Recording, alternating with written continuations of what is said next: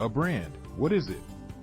According to marketing experts, a brand is a company or a product that has a unique identity in the eyes of customers. Design, packaging, and advertising components that collectively set the product apart from its rivals are what build the brand. The product helps the company that makes it build its brand equity. A well-managed brand adds a great deal of value to a business and gives it an advantage over rivals in the same sector. As a result, a lot of businesses register trademarks to seek legal protection for their brands. A strong brand effectively conveys to the customer the benefits of a product.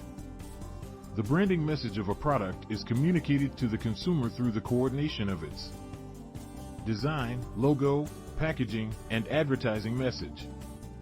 One of a company's most significant and valuable assets is its brand.